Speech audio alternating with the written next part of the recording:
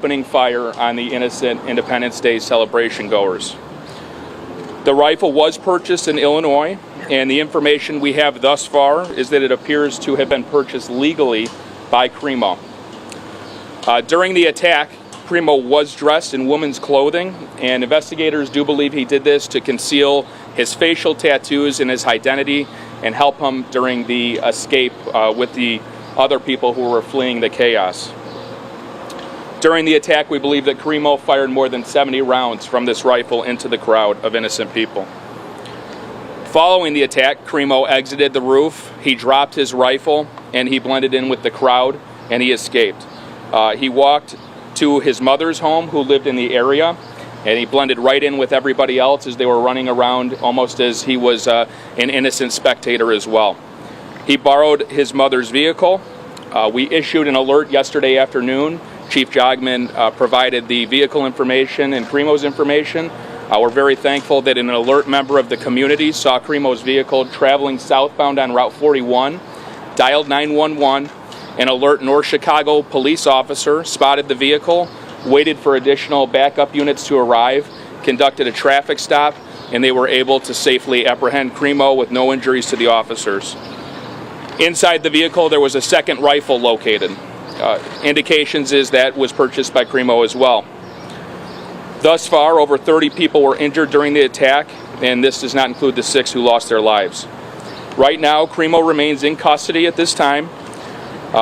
There are no indications that there was anybody else involved in this attack. By all indications, it appears Cremo was acting by himself. The Lake County State's Attorney's Office has been with us from the ground level. They're with us this morning. They were with us through the night.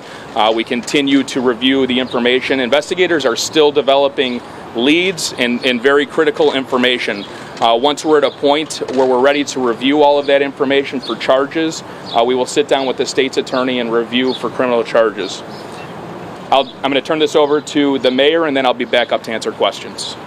Mayor, thank you. Thank you. Today is a day of grieving together, a day to pause, a day to remember those who left us, those who were injured, and for strength for our community. Several vigil and prayer services are taking place today, both inside and beyond Highland Park. They are as follows. The Community Church of Lake Bluff, 117 East Scranton Avenue, Lake Bluff, will hold a prayer service today at noon. The service will include prayer and music at Christ Church on the corner of Route 60 and Waukegan Avenue in Lake Forest. Trinity Grace Church and Christ Church has organized a community prayer gathering at 3 p.m. at Trinity Grace Church, 1506 Half Day Road, Highland Park. Everyone is welcome.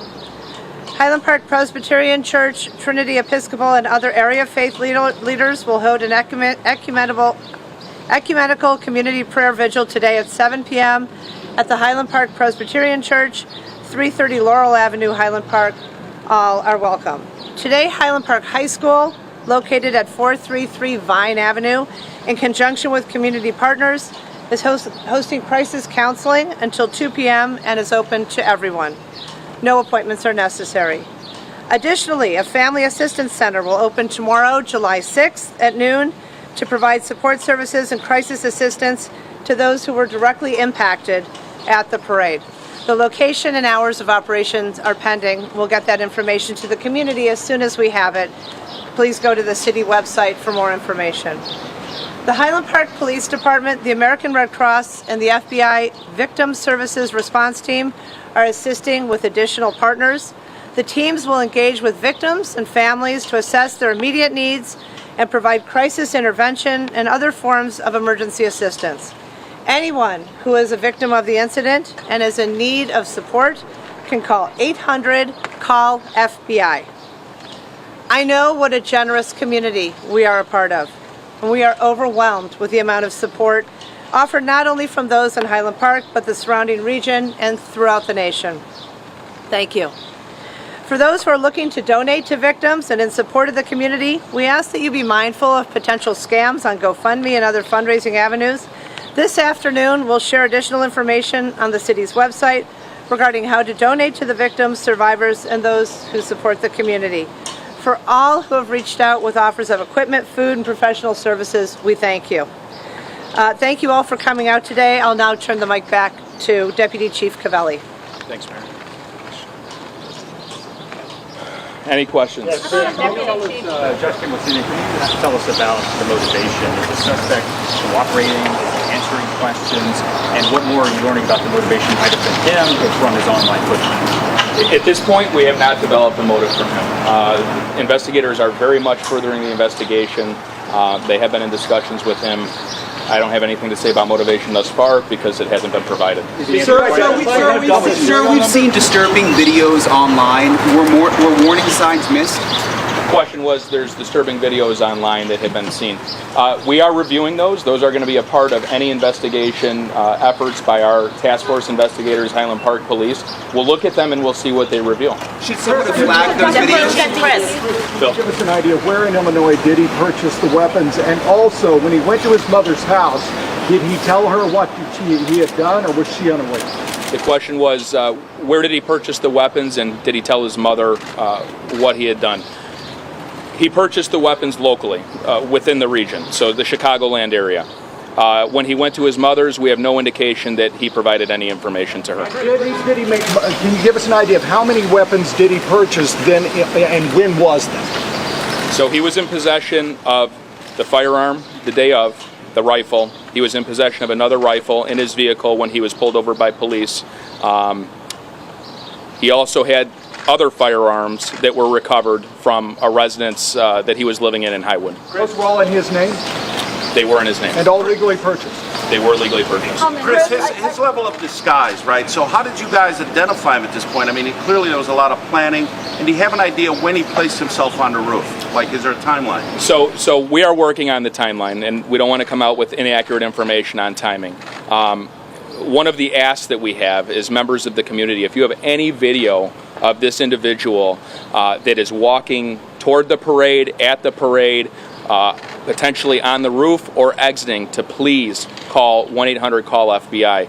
As far as the disguise went, he wore that in an attempt to conceal himself. Do you have pictures of that you can offer? I mean, what he looked like? Or? Potentially, I'll look into that and I'll have to get back to you. How do you guys, Chris, I'm sorry. Considering the extensive digital trail, the disturbing videos, the amount of views garnered, was he known to law enforcement beforehand? And if not, why not?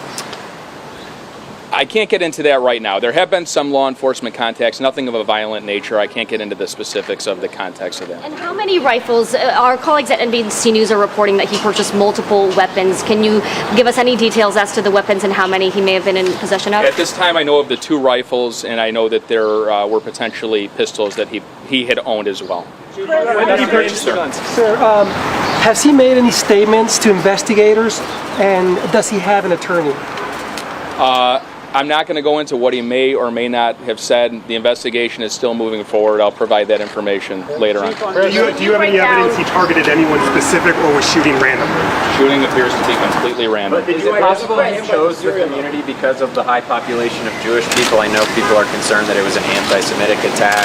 We have no information to suggest at this point it was racially motivated by religion, or any other protected status. Chris, with all the videos that appeared on... I believe still in place is an assault rifle ban in Highland Park, is that correct?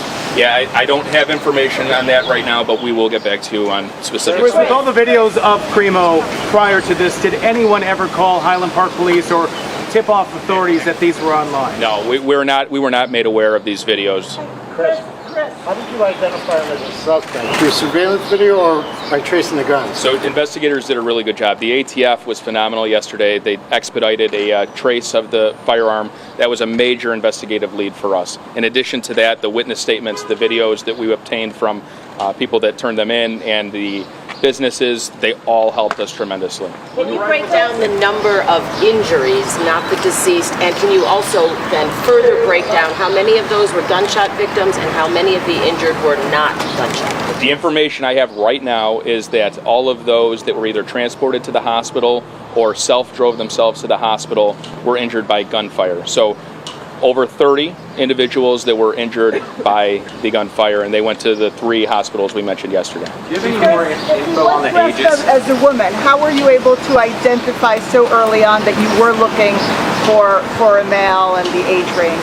He was identified by a number of, there were police officers that were able to recognize his photo once it was revealed, and that helped tremendously. So Chris, can you help us to understand, when you say you know he was dressed as a woman during the shooting, is that based on photographic evidence or what eyewitnesses have said? And also, can you tell us what type of weapon was used in the shooting? So it was a high-powered rifle that was used. It was shot high-velocity rounds. Was it an AR-15? It could be similar to an AR-15. It was similar to an AR-15. As far as identifying him with the woman's clothes, he was seen on video camera in the woman's clothes. Video camera played a tremendous role in how we were able to identify him both leaving initially and as he left. Chris, you say it was in a dress. Was it duplicates? The gun's the same, and were they bought at the same? No.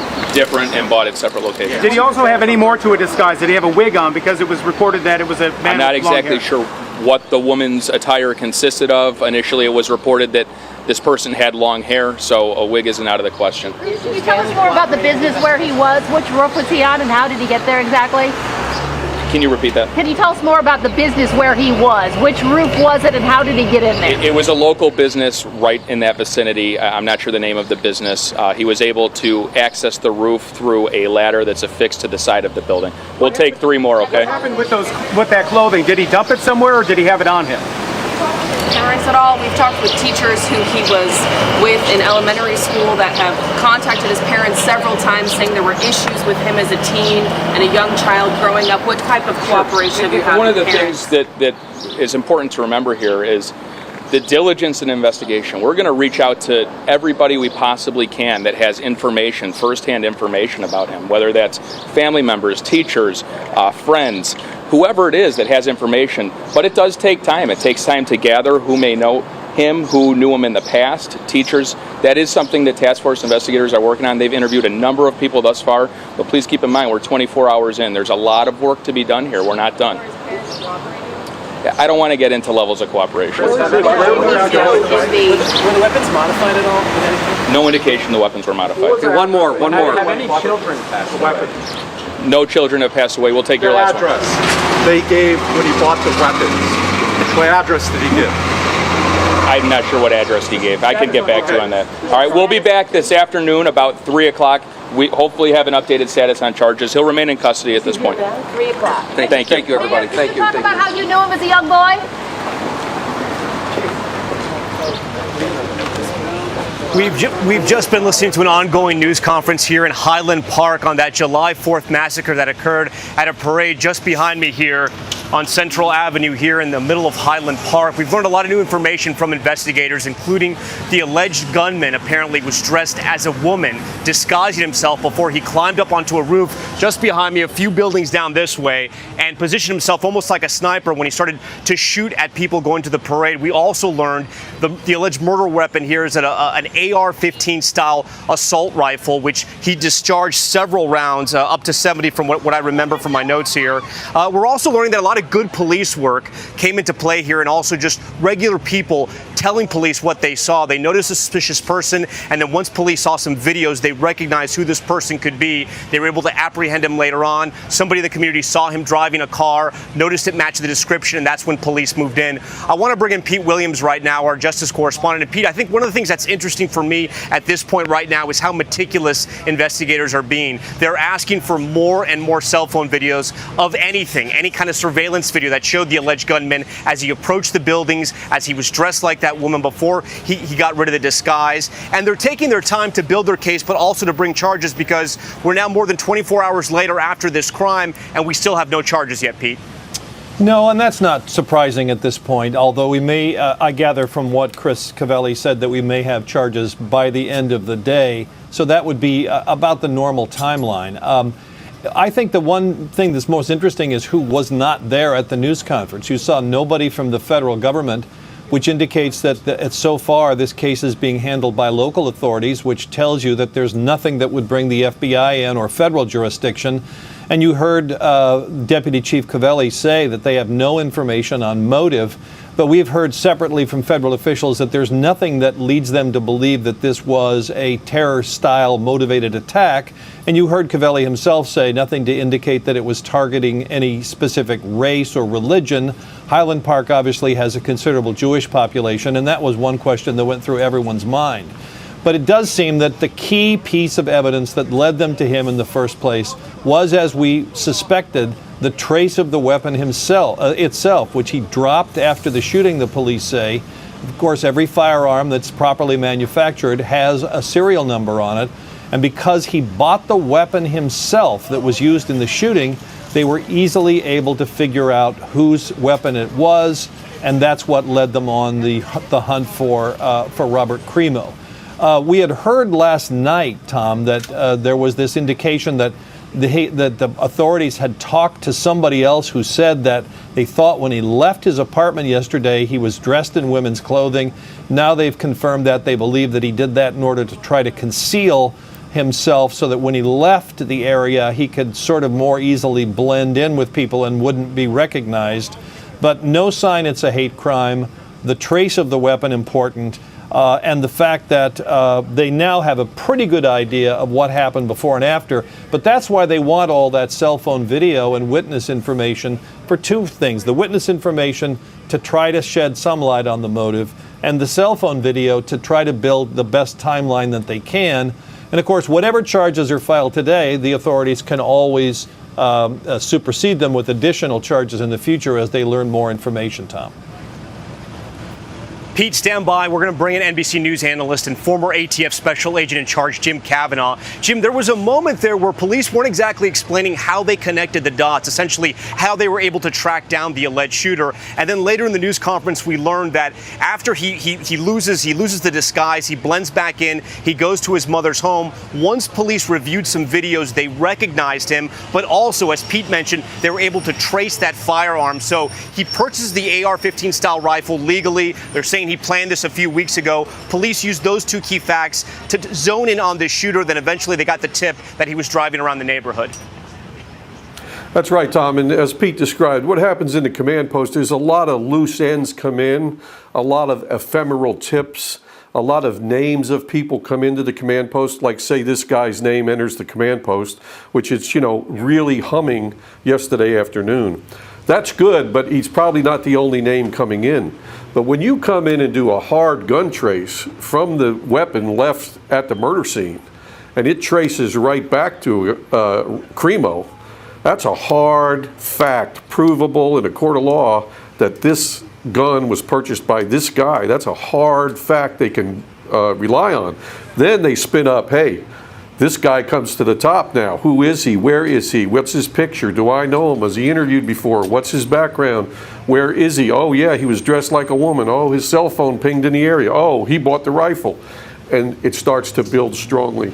And that's going to be key evidence, Jim, even in the warrant that they may get later today. People are here in this neighborhood and this community are very upset because they said there's those social media videos, which were asked about during the news conference. Police say they never got any calls about those videos. To their knowledge, they didn't even know about these videos. But when you see the videos, they are dark, they are twisted, and they clearly depict some type of mass shooting sequence.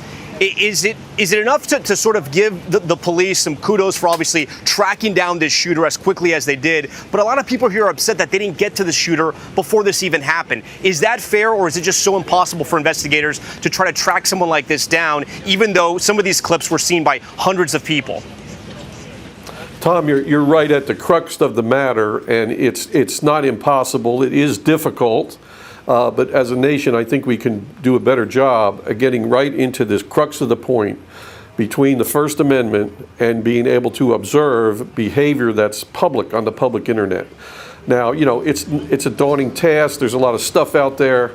But I think as a nation, we need First Amendment scholars, lawmakers, attorneys, DOJ people to steer us. I mean, the First Amendment can't be a suicide pact for the nation. And we don't have to, as law enforcement, turn a blind eye to observable, erratic, bizarre behavior. We should be able to notice it, see it, maybe act on it, and we won't be able to stop them all. But, it's almost as if we were turning our head away and saying, oh, it's all protected speech. And yet a policeman can observe bizarre behavior. I did as a uniformed officer many times, observe bizarre behavior without arresting people. And we need to do a better job, as a nation where we can maybe pick up these vibrations from these guys in this community that have this ideation of mass murder. These red flags, if you will, Jim. Of course, I want to get real quickly to Kathy Park. She's been covering the victims, the ones who survived, who've been at the hospital. Kathy, what's the latest on the more than 30 people who were also injured in this shooting?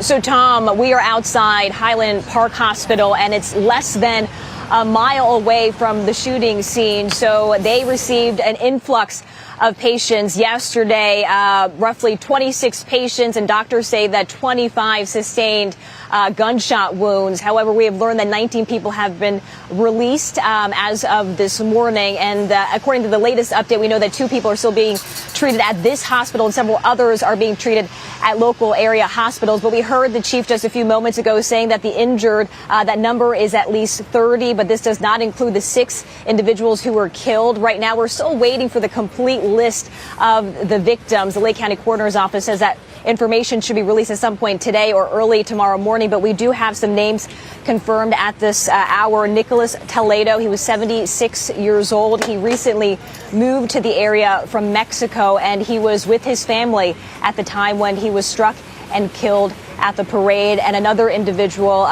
is Jackie Sundheim. She was a lifelong member of the North Shore Congregation Synagogue, and she was remembered for her warmth and kindness. She was an events coordinator and also an educator at the synagogue.